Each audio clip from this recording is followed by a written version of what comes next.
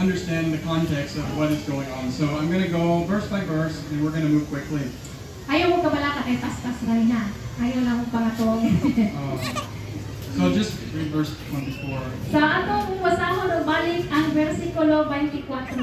Naingon dinhi, unya miingon si Jesus sa iyang mga tinun-an, kung adunay tao nga buot mosunod kanako, dili niya palabihon ang iyang kaugalingon, kung dili mosunod siya kanako, bisan pa kun kamatayo ang iyang dangatan. So I like the start of this verse because it's so clear. It says, if anyone. So Jesus here is inviting anyone to follow him. So nindot ni og klaro kaayo nga bersikulo kay nag-ingon si bisan kinsa. So meaning si Jesus open siya si bisan kinsa, dili siya mupili. Niingon diri anyone bisan kinsa. It's not social. It's just anybody that would accept him can come to him. Dili ra tong mga sosyal ra kuno nga mga tao, bisan kinsa pwede nga muduol niya. And I like it because it's not a select few, but it is every person that is created on this whole entire earth has that invitation to come to Jesus. Nindot ni siya nga statement kay dili lang ang iyang rang gipili o iyang murag nindot man ni sila. No, ako ning pagduulo nako kun dili gi-open niya ang iyang invitation natong tanan nga mga tao diri sa kalibutan nga mo niingon nga bisan kinsa nga muduol niya. And also, if we look further into the verse, there are 3 steps that Jesus gives the disciples. If you want to be a disciple of me, there are 3 steps. So, ang kining bersikulo po, naghisgot og tulong ka mga lakang. Kung gusto ka o kung musunod ka kanako, mo ni ang tulong ka mga lakang. And Jesus says the first one is denying self, the second one is taking up your cross, and the third is just to simply follow him. So, ang number 1 is deny yourself. Ang sa Bisaya ang deny yourself. Kalimtay, ang imong kaugalingon. Dumtan o Kunya, biyaan. pasana ang imong cross o sunod kanako. So we're going to go through this afternoon.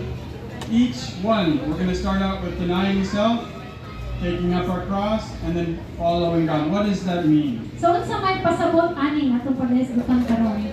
So denying self, if we look at human nature, it's very self-centered, no? Kung atong tan-awon ang natural nato, ingon nga mga tao sa center dito ato lang pagalingon atong mga naon. We see that people can be greedy. Number 1, ang usahay ang mga tao pwede silang mahimong hakon. They're always wanting more, or they're always wanting to be better than others. They want to be first. So kitang tanan ato ang ulog nun gusto gyud ka gusto nga daghan ako or dapat ako'y mauna or dapat ako na ako. Number 2, envy. Usahay kita masuyaon. Masuya, dalira ta masuya. And that's wanting to have what others have or wishing that they don't have it at all. So kanang masuya, kana bang ganahan ka ug unsay naaanan imong silingan ganahan ikaw pod. Or traveling out. Or kung naay nga na silingan gusto ka nga wa ta na sila ingana. Mo nay envy pagkasuya. And then third, as I conclude my example, is pride. Usahay, prideful, taas o garbo, no, garbuso. Some people, they're proud of their family name. Usahay, ang kita mga tao, proud kay ta sa atong apelyido. Or they're proud of their title para sa trabaho. Or atong titulo sa trabaho. No, ako doktor ko, ako yan, murag na-adjud ganun ay istorya ba? Na ay titulog yun. So usahay, mana ta ka proud. Proud of how they look or what they have. Or proud ta kung sa itong forma, gwapa ba ka or gwapo or puti ba ka or itong or unsay na anato proud kaayo ta. Well, what does the Bible say? If we go to Philippians 2:3-4, we're going to read that here. Pero unsa may istorya sa Bible? No, so nag-iingon sa bersikulo na sa Filipos 2:3 hangtod sa 4. Sorry kay kanan. Filipos.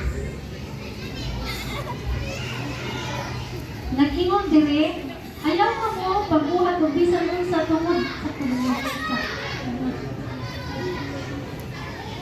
Ayaw ka mo pagbuhat og bisan unsa tungod lang sa kahakog o sa pagkamapahitaskon.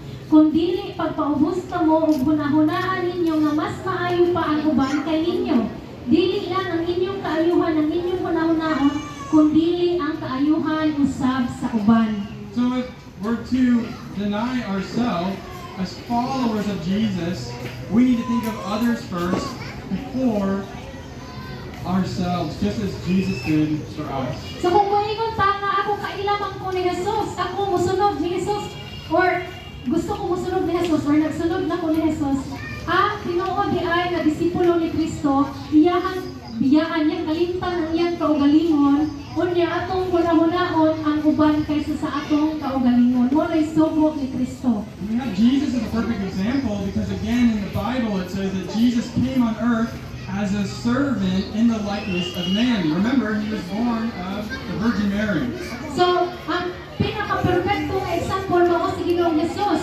Iyang gibiyaan ang lindot kaayo nga lugar dinhi siya gikan mao ang langit ug iyahang giadto siya sa kalibutan ug nagpakatao. No, iyahang gidinay nga kaugalingon aron naa siya ihatag sa mga katawhan na ihatag nato diri ang iyang And kaugalingon. we're going to read what it says in Philippians 2:7 to see how Jesus denied his kingship and came down to Tanaw earth. nato ang gisulti sa Filipos 2:7 kundi gipakaubos niya ang iyang kaugalingon pinaagi sa pagsulob sa kinaiya sa usa ka ulipon nagpakatao siya sama sa mga tao. So if we deny ourselves, it is complete surrender to God and to the lordship of Jesus Christ. Kung maingon tangan musunod ko ni Kristo nga akong itinay nga akong kaugalingon nagpasabot na nga ato ang completely surrender nato atong kinabuhi ngadto sa Ginoo o sa pagka-Dios ni Ginoong Jesucristo. Dili na ako'y masunod kundi ang Ginoo na. So we're supposed to deny ourselves, and the next one